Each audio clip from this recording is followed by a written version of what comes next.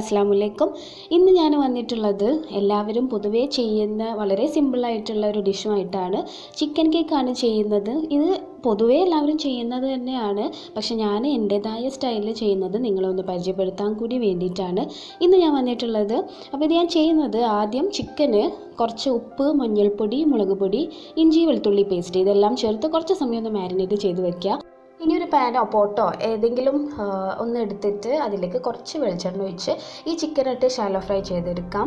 ഇവിടെ ഞാൻ സവാള വഴറ്റുന്നത് ഈ സെയിം പോട്ടിൽ തന്നെയാണ്, അതുകൊണ്ടാണ് ചിക്കൻ അതിൽ തന്നെ ചെയ്തത്. ഇതൊന്ന് ഷാലോ ഫ്രൈ ചെയ്ത ശേഷം അതൊന്ന് മാറ്റി വെക്കണം. ഇനി ഈ സെയിം പോട്ടിൽ തന്നെ കുറച്ചുകൂടെ വെളിച്ചെണ്ണ ഒഴിച്ചിട്ട് ഇതൊന്ന് ചൂടായി വന്ന സമയത്ത് 2 ഗ്രാമ്പു, ഏലക്ക, പട്ട ഇതെല്ലാം ഇട്ട് ഒന്ന് ചെറുതായിട്ട് മൂത്ത് വരുന്ന സമയത്ത് കൊത്തി അരിഞ്ഞ പച്ചമുളക് ചേർത്ത് കൊടുക്കാം. നമ്മൾ എരിവിനായിട്ട് പച്ചമുളകും പിന്നെ ലാസ്റ്റ് കുറച്ച് കുരുമുളക് ആഡ് ചെയ്യുന്നുണ്ട്. അപ്പോൾ ഇത് അധികം എരിവില്ലാത്ത പച്ചമുളകാണ്, അപ്പോൾ എരിവിനനുസരിച്ച് നോക്കിയിട്ട് ചെയ്യാം. ഇതൊന്ന് വഴണ്ട് വന്ന ശേഷം ഇതിലേക്ക് ഒരു 1/2 ടീസ്പൂൺ വെളുത്തുള്ളി പേസ്റ്റ്, 1/2 ടീസ്പൂൺ ഇഞ്ചി പേസ്റ്റ് ഇത് ഇട്ടിട്ട് ഇതിൻ്റെ പച്ചമണവും ഒന്ന് മാറുന്നത് വരെ നന്നായിട്ട് വഴറ്റിയെടുക്കണം. ചിക്കന് മാരിനേറ്റ് ചെയ്യുന്ന സമയത്ത് കുറച്ച് ഇഞ്ചി വെളുത്തുള്ളി പേസ്റ്റ് ആദ്യമേ ആഡ് ചെയ്തിട്ടുണ്ട്, അതുകൊണ്ടാണ് 1/2 ടീസ്പൂൺ ചേർത്തിട്ടുള്ളത്. ഇത് നന്നായി മൂത്ത് വന്ന സമയത്ത് ഇതിലേക്ക് സവാള ചേർക്കണം. ഇവിടെ ഞാൻ 5 വലിയ സവാളയാണ് ചേർത്തിട്ടുള്ളത്. 5 വലിയ സവാളക്ക് 10 കോഴിമുട്ടയാണ് എടുത്തിട്ടുള്ളത്. അപ്പോൾ നിങ്ങൾ ഈ മസാല നോക്കിയിട്ട് സവാള എത്രയാണോ എടുക്കുന്നത് ആ ഒരു ക്വാണ്ടിറ്റിക്കുള്ള എഗ്സ് വേണം ഇതിലേക്ക് ചേർക്കാനായിട്ട്. ഇനി ഇത് പെട്ടെന്നൊന്ന് വഴണ്ട് വരാനായിട്ട് കുറച്ച് ഉപ്പ് ആഡ് ചെയ്യുക. എന്നിട്ട് നല്ലപോലെ നന്നായിട്ട് വഴറ്റണം, അതാണ് ഇതിൻ്റെ ടേസ്റ്റ്. ചിലരുണ്ടാക്കുമ്പോൾ ഇത് നന്നായിട്ട് വഴറ്റാറില്ല, പക്ഷേ ഇത് എത്രത്തോളം വഴറ്റാൻ പറ്റുന്നോ അത്ര വഴറ്റണം ഇത്, അപ്പോഴാണ് ആ കറക്റ്റ് ടേസ്റ്റ് കിട്ടുക. ഇനി ഇതിലേക്ക് ഒരു 1/2 മുതൽ 1/4 ടീസ്പൂൺ വരെ മഞ്ഞൾപ്പൊടി ചേർക്കാം. ഇവിടെ ഞാൻ വെറും മഞ്ഞൾപ്പൊടി, പെരുംജീരകം, വലിയ ജീരകം അത് മാത്രമേ ചേർത്തിട്ടുള്ളൂ. അവസാനം കുറച്ച് കുരുമുളക് പൊടി, ഒരു 1/4 മുതൽ പെരുംജീരകം, വലിയ ജീരകം കൂടി ഇതിലേക്ക് ചേർത്തിട്ട് നന്നായിട്ട് ഇതിനെ മിക്സ് ചെയ്ത് നല്ലപോലെ വഴറ്റിയെടുക്കണം. ആദ്യം ഇതിൽ ഗ്രാമ്പു, ഏലക്ക എല്ലാം ഇട്ടതുകൊണ്ടാണ് ഞാൻ പിന്നെ ഇതിൽ ബിരിയാണി മസാല ആഡ് ചെയ്യാത്തത്. ഇനി നിങ്ങൾ അങ്ങനെ ചേർത്തിട്ടില്ലെങ്കിൽ കുറച്ച് ബിരിയാണി മസാല കൂടി ആഡ് ചെയ്യുക, പക്ഷേ അതിനേക്കാളും ടേസ്റ്റ് ഞാൻ ഈ ചെയ്ത പോലെ ചെയ്യുമ്പോഴാണ്. ഇനി കുറച്ച് കറിവേപ്പില, മല്ലിയില അതൊന്ന് കട്ട് ചെയ്തത് ഇതിലേക്ക് ചേർത്ത് കൊടുത്ത് വീണ്ടും നന്നായിട്ട് വഴറ്റണം. ഈ ടൈമിലൊക്കെ ഞാൻ ഫ്ലെയിം ഓണിലാണ് കേട്ടോ, ഓഫ് ചെയ്തിട്ടില്ല. പിന്നെ നമ്മൾ മാറ്റി വെച്ച ചിക്കന് ചെറുതാക്കി അത് ക്രഷ് ചെയ്യേണ്ട ആവശ്യമില്ല, കൈകൊണ്ട് പിച്ചി എടുത്താൽ മതി, അതാണ് ടേസ്റ്റ്. ഈ ചിക്കന് കൂടെ ഞാൻ ഇതിലേക്ക് ഇട്ടിട്ട് ഒന്ന് നന്നായിട്ട് മിക്സ് ചെയ്ത ശേഷമാണ് ഫ്ലെയിം ഓഫ് ചെയ്യുന്നത്. അങ്ങനെ നമ്മുടെ മസാല റെഡി ആയിട്ടുണ്ട്. ചിക്കൻ്റെ എല്ലാ ഭാഗത്തും എത്തുന്ന വിധത്തിൽ യോജിപ്പിച്ചെടുത്തിട്ടുണ്ട്. ഇനി ഇതൊന്ന് നല്ല പോലെ തണുക്കണം. കുറച്ച് സമയം, ഒരു 1/2 മണിക്കൂർ ഒന്ന് റെസ്റ്റ് ചെയ്യാനായിട്ട് വെക്കണം. കാരണം ഇത് നന്നായിട്ട് തണുത്ത് വന്നാലേ ഇതിലേക്ക് എഗ്സ് ആഡ് ചെയ്യാൻ പറ്റുള്ളൂ. ഈ ചൂടിലാണ് നമ്മൾ എഗ്സ് ആഡ് ചെയ്യുന്നതെങ്കിൽ കോഴിമുട്ട കുക്കായി പോകും. അപ്പോൾ അങ്ങനെയല്ല ഇത് ചെയ്യേണ്ടത്. നല്ല പോലെ തണുത്ത ശേഷം, ഇവിടെ ഇപ്പോൾ നന്നായിട്ട് തണുത്തിട്ടുണ്ട്. ഇനി ഇതിൽ നമ്മൾ ചേർത്തിട്ടുള്ള ഗ്രാമ്പു, ഏലക്ക, പട്ട അതെല്ലാം ഈ ഒരു സമയത്ത് എടുത്ത് മാറ്റണം.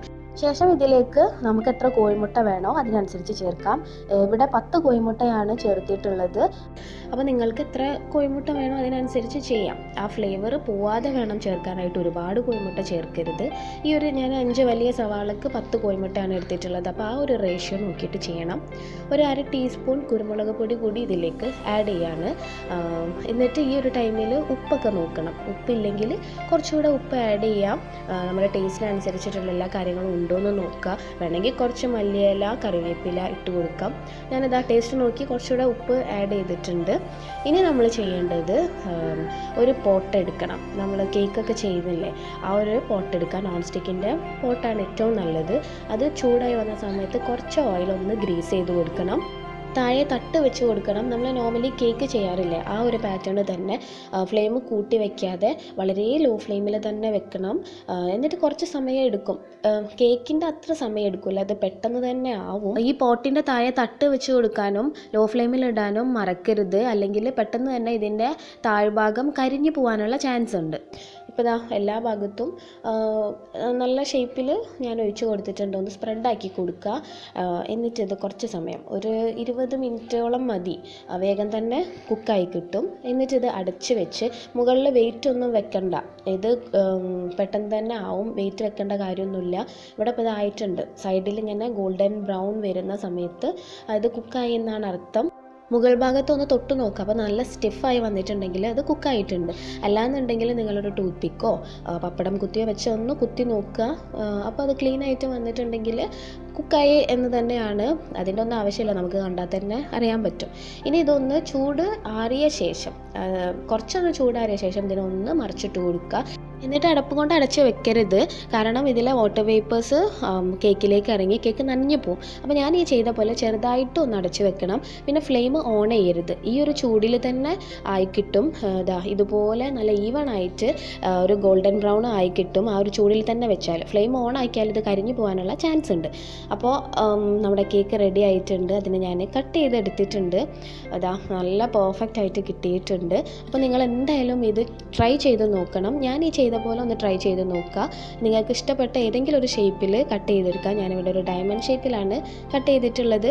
ചെയ്ത് നോക്കിയിട്ട് ഫീഡ്ബാക്ക് എന്നെ എന്തായാലും അറിയിക്കണം. പുതിയൊരു വീഡിയോ ആയിട്ട് വീണ്ടും കാണാം. അൻറ്റിൽ then take care. Thank you.